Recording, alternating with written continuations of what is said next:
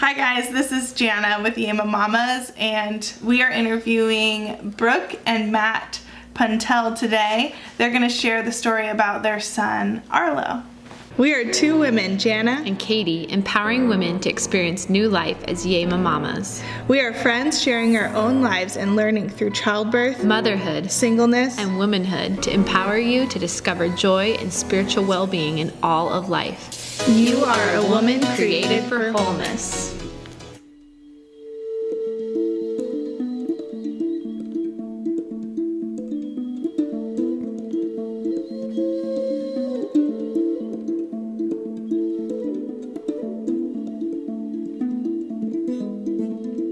We found out that we were pregnant, and then soon after we found out we were having a boy. So obviously we were very excited because we already have a boy, and we just knew that like these guys were gonna be like best buds. And we did like our 20-week anatomy scan, and I don't know, my whole pregnancy I kind of knew, like if you ask any of the gals I worked with, I just kept thinking something was different. And I was nervous about it, like him having some sort of like issue. I didn't know, it was just so weird how I just knew. I was like prepping myself. And it was funny how it all worked out because Matt was in San Antonio when I did the anatomy scan. He was there for a month. And so it was scheduled on a day that my other son was not going to preschool or school. So I asked my mom to come with me to help me with him because, you know, he's 2 and he doesn't really like to sit still, and he'll just be pushing all the buttons. And we're in there, and the ultrasound technician was just taking so long and kept going over these same spots over and over again, like over his heart and then his kidneys. And what turned in, like what was supposed to be like a 30-minute appointment's going on like an hour long appointment. And so she like leaves and says, okay, the doctor will come see you soon. And I'm just waiting forever and ever and ever. And he comes in and he tells me that there's these things called soft markers on like the ultrasound that they can see that they've there's soft markers that they can kind of detect things that happen in a baby that could potentially show that they have Down syndrome. And for him, it was, he had, will you explain what the different markers yeah, just, there was a little spot on his heart, and there was just, his kidney was kind of bigger. So there were just little things that, you know, these could resolve. They pop up all the time, but they're also like increase the chances a little bit, enough to like prompt doing some blood tests. So yeah, and he said, he kept just telling me he probably doesn't have Down syndrome. I mean, you're so young, but do you want to do a blood test anyways? And I already had to like get my blood drawn for my thyroid. They have to check my levels all the time. And so I said, I might as well, I'm already going up there. And I honestly didn't think anything else of it. I went to work and I did kind of mention to people, and I was just like, but it kind of went in one ear and out the other. And then a couple days later, Harrison and I were flying to San Antonio to visit Matt for a long weekend. And we got up one day and we were getting ready to go to the zoo. yeah, okay. And Brooke got a phone call, and I immediately knew what was going on, is obviously just seeing her emotions and her reaction. So she hung up, and we had a good cry, a very, very big, long cry together, and held each other. And Harrison came over, like, what are you two doing? Wow, so so sad. Yeah, so he had a big hug with us, and then we just kind of called our family members and let them know. And then we said, screw this, we're still going to the zoo. Right. And then we went to the zoo. And it's so funny how things end up, because now where we found out we're having a kid with Down syndrome is actually where we're getting relocated because of Matt's residency. So that place, like San Antonio, always you know, even when we move away and stuff, we'll just have that really special, especially the San Antonio Zoo, because we still went. Yeah. I had sunglasses on the whole day. I don't even remember any of the animals I saw, but we went.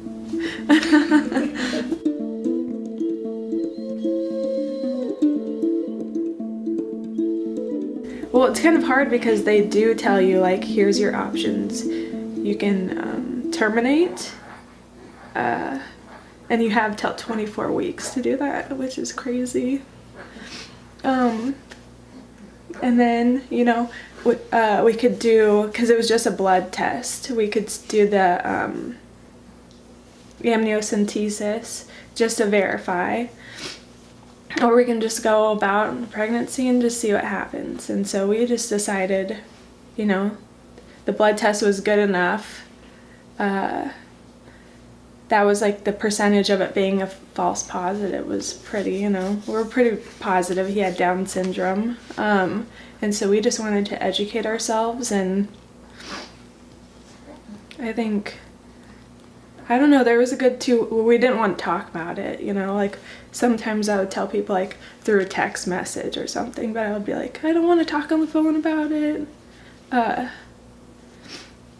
don't know, it's hard when they bring up that whole like termination aspect, I think, because at that point you really do second guess, like, is this, like, if you can terminate, like, is his life really valuable, you know? The fact that you can terminate somebody, like, you would think, like, oh, is he gonna be born and die? Like, why would you, like, am I making if I have him, is that an irresponsible decision, you know?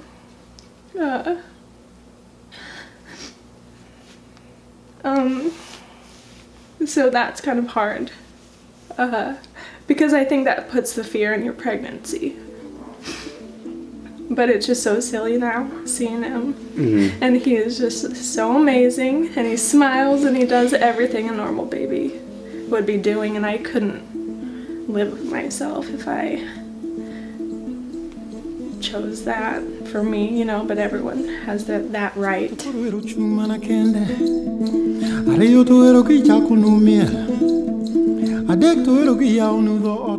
Then you have this diagnosis, and these people that you had a relationship with, it takes it to like the next notch. The way I talked with my mom, the way we spoke to each other, the way we parented changed. Even people at my work, like, people like rallied around me and just made me know it was gonna be okay. And so that was pretty amazing. After we decided that we were just gonna have our baby and it was gonna be great, I think we took a big chunk of time to just let it sink in without doing anything. And then after that, we kind of, like, my mom's kind of funny, like, she instantly started doing research. We had one of Matt's best friends, he didn't know much about Down syndrome, so he started doing all this research, which is so cute, because he didn't have to do that, you know? So my mom started ordering all these books for us, and so we read those, and we also watched that show, that Born This Way, and it's super cute. There's just a really big chunk of time where that's what we did. We just kind of focused on that, and I think that's obviously really healthy to do. So we did that, and we kind of just, I think, you know, you go through a bunch of periods, ups and downs about everything, and you let it marinate, and you accept it, and then once you know everything's just going to be just fine, you move on, and it really brought us closer together and kind of changed a lot of things for us. I think we're a lot stronger together now. And yeah. And once we kind of got over that, or kind of went through that process, it was just kind of like back to normal, back to typical, pregnancy and everything. And I mean, there's still moments, you know, if you said it out loud sometimes, like, you know, your child has Down syndrome, but sometimes if you said it out loud, maybe you'd get a little emotional about it.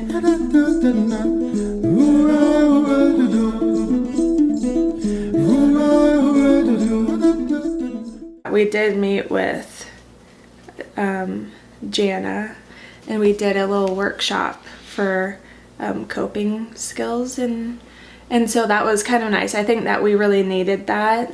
We didn't realize that we were going to have a doula, but we definitely wanted to like kind of like reconnect with the whole birthing process, and that was really good for us. And then I started itching like crazy. I thought it was normal, you know, they talk about in those apps, okay, about this time you'll start getting itchy, but I was noticing that they said your stomach would get itchy, and I was itchy everywhere, like my palms, the bottom of my feet, super, super, super itchy, where I couldn't even sleep. I can't even explain how itchy I was.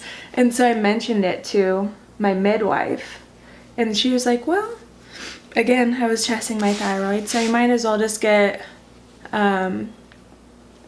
checked for something called cholestasis. And she's like, but it's really rare. You probably don't have it. But we'll just do it just in case. And sure enough, I had cholestasis. And I don't really know. I think you do a better job of explaining like what cholestasis is. It's just kind of like a liver issue during pregnancy, but what kind of makes you have to do is you have to be monitored and get your levels checked a little bit more and on a medication, and there's some increased risks with the baby at that point too, so they want to induce the pregnancy early, a little earlier. Yeah, so that was just kind of another issue, I guess, something we had to deal with, and another stressor, right? That was that too, by the way. Right. So that was hard. I feel like I found out about the cholestasis the day of my baby shower. I knew that I was going to be induced like 3 weeks after that, and it just seemed so quick. And then we had Jana. We knew that Jana was going to be our doula. So then we just had like this big team, like we were talking with our midwife, our doula. I don't know, just kind of just connecting and just really like, okay, you have cholestasis, but how can we still make your birth experience like what you want it, and which was awesome.